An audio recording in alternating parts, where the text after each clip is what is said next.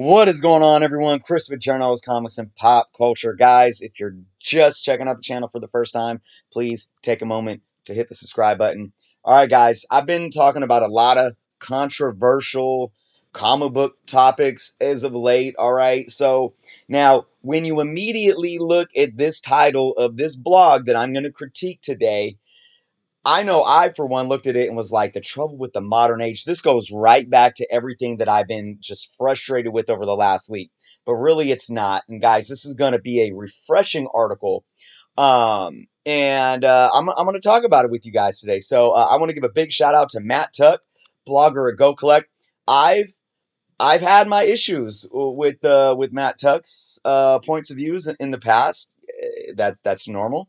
I have not always agreed with some of the things that he's written on for Go Collect.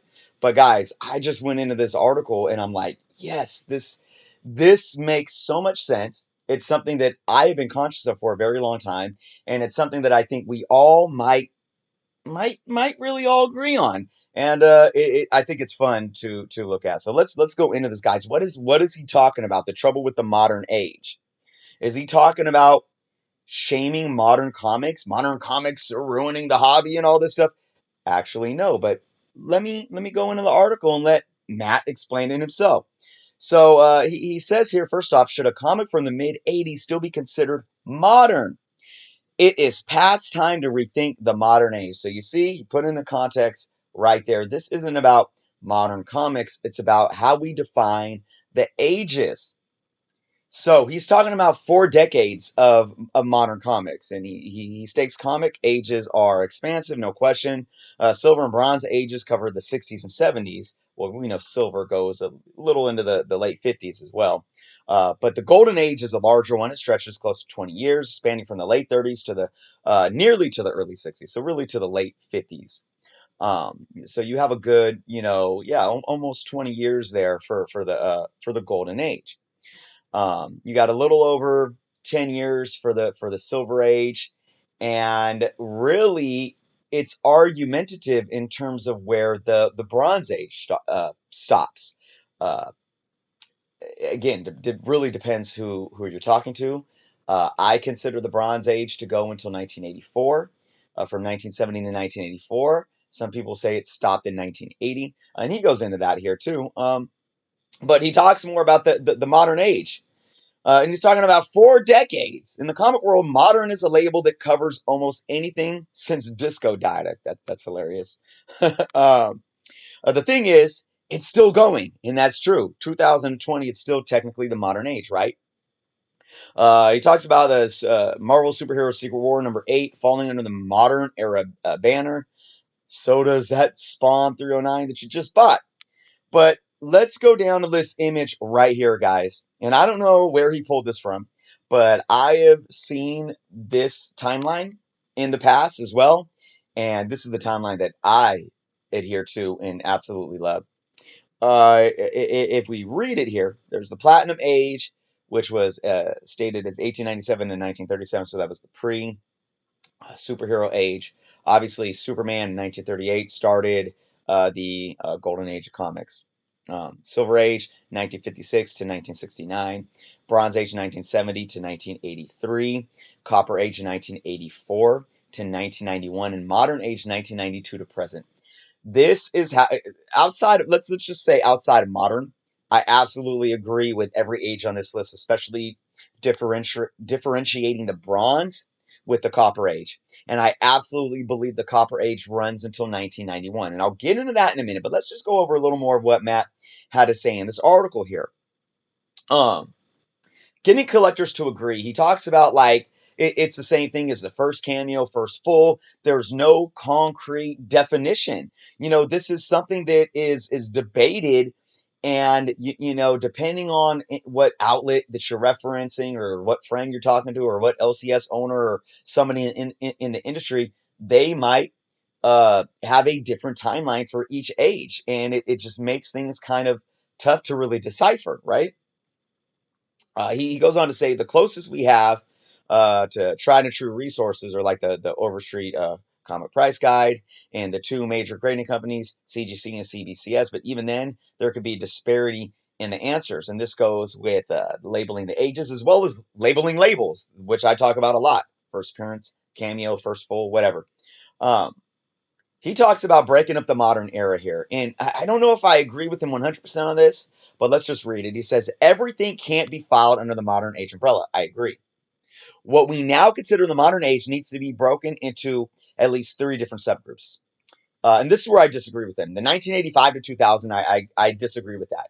Now, I agree with it more than stating that modern is just 85 to 2020, but I still disagree with the 85 to 2000 because those are, in my opinion, those are different ages, and I'm going to explain why in a minute. Then he says 2001 to 2020, and then he says 2021 to 2030. Well, I don't know if you could really define an age that hasn't happened yet. So to say there's going to be an age from 2021 to 2030 is a little, you're not clairvoyant here. We're not going to see the evolution before it happens. But then he goes on to say the time frame is too expansive. I agree there too. We should not label anything from the mid 1980s and beyond as modern. I agree. In any other hobby, the 1980s would be looked at as part of the distant past, but in comic collecting, it gets lumped together with titles from 2020. When you think about it, it's pretty ridiculous. At what point do we stop calling everything from the last 40 years modern?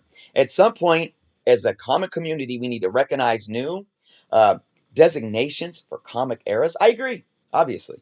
Either that or a modern book will be anything printed in the last 75 years at some point. What should be the name of the new comic eras?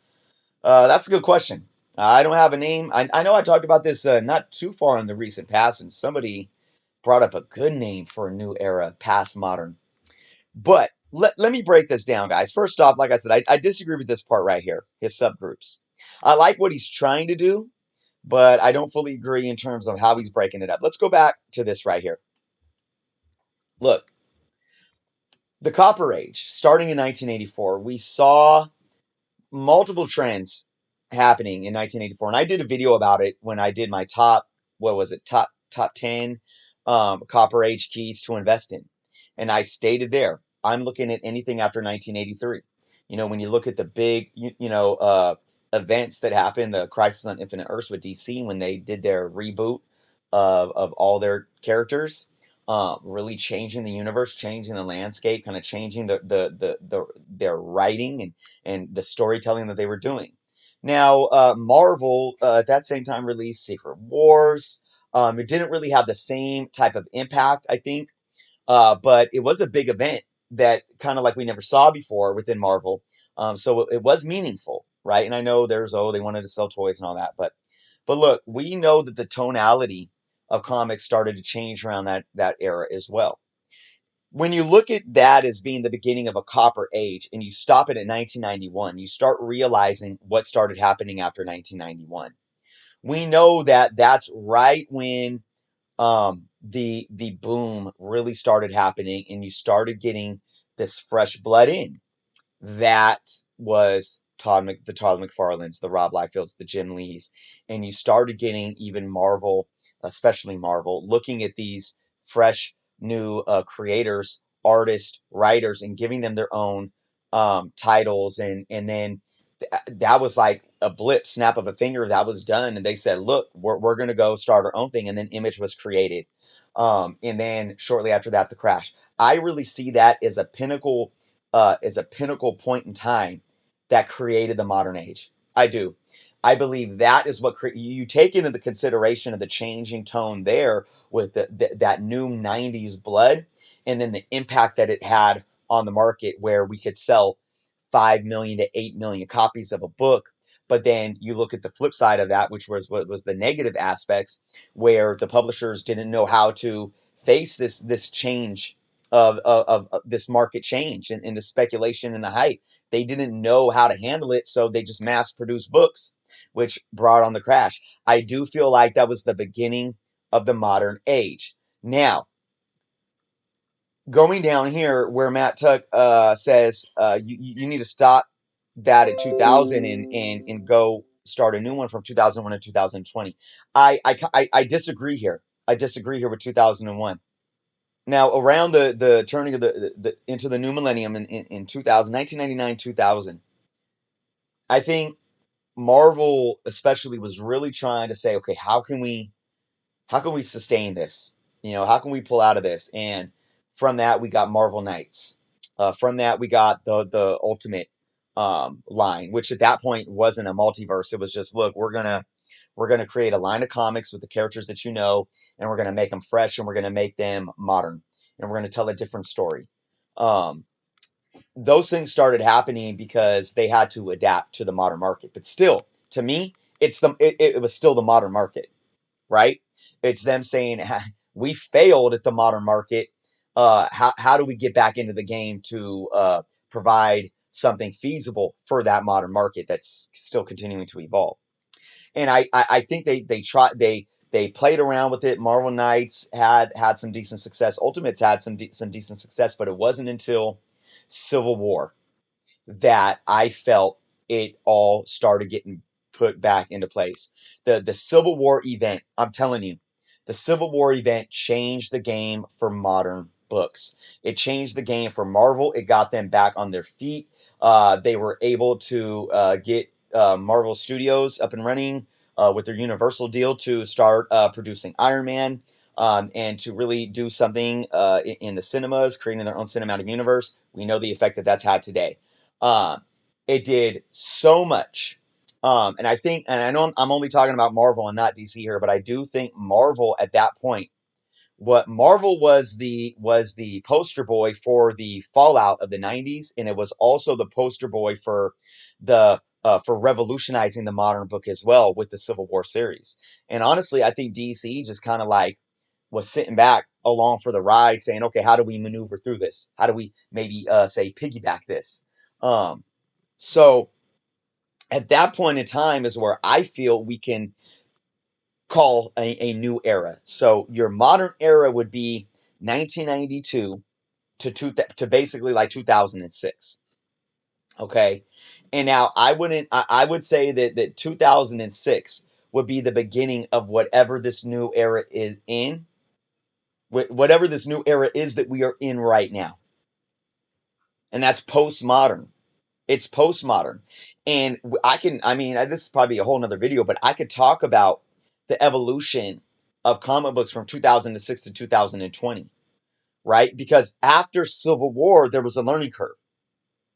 Okay. It wasn't like this event changed the game and it ushered in this like amazing new era that had no flaws. No, they took this success, but then still, how do we navigate through this? And they went through so many changes still with Marvel now and trying to keep up and evolve. But I feel it's all been a learning process that has gotten to where we are at today in 2020, where regardless of what other people say about modern gimmicks and modern hypes and variants and all that, it's gotten to a point where we are extremely healthy and extremely successful in the modern industry. And that impact, and I've talked about this in videos this week, that impact of the success of modern books correlates to a healthy, um, back issue market or secondary market that still focuses on key books, Silver Age, Bronze Age, long term key investments. All right. So now, do I feel that there's a new age after this postmodern age? Possibly, but I wouldn't call it like Matt Tuck said 2021 starts a new age. I'm not going to say we're actually starting a new age right now, but I feel we are on the precipice of that. And I feel like it's a new age of something even better than we've ever seen before. And I think what I can relate to that is DC's moves right now that are getting all this attention of them consolidating DC under Warner Brothers and AT and T. And a lot of people are like, "What are they doing? They're canceling all these runs, and this is going to ruin the print comic book. It's going to no, no, no, no, no, no. What they're doing is consolidating. They're consolidating to understand what is the right way to evolve. Quality over quantity, and it speaks to the fact that so many people are like, there's all these modern books out there, and it's like I'm spending $3.99 cover price on a book, and it's like the story's whack, the art's whack. this is the step in the right direction. And Marvel's not getting as much attention on it, but Marvel's doing the same thing. Marvel's been cutting jobs, and I know that's bad for people losing jobs, but they're consolidating their their business model as well. All right, so we are headed into a new era, I believe now. Can we coin exactly when we should pinpoint a starting point yet? I don't think we're there, but I do feel we are in a post-modern era. Guys, let me know what you think. Matt Tugg, this was great. Like I said, I've questioned some of the stuff he's produced in the past, but hey, that's what this is all about. We're not always going to agree, but I really felt like this was a refreshing article that was well written and well stated. And it was really fun for me to read and fun to talk about today with you guys. So go check out the article, leave some comments on it, and let me know what you guys think. Do you guys agree with this, time frame right here? Do you agree with my breaking apart modern and the postmodern after the Civil War? Event, or do you agree with Matt Tuck, who states right here, how he wanted to break down the modern age, or do you believe it's something different? Let me know in the comments, guys. Thank you so much for watching. Again, please, if you haven't subscribed yet, please do so. I am about just over 400 subscribers away from 3,000. And guys, my goal is to reach that mark by the end of October. And I'm going to be announcing a lot of things. We're going to have an awesome giveaway, just in a lot of announcements. So I'm going to be saying that at the end of all my videos until we hit that milestone. So again, I appreciate each and every one of you. Drop some comments. Let me know your thoughts. Be well, be safe, and until next time.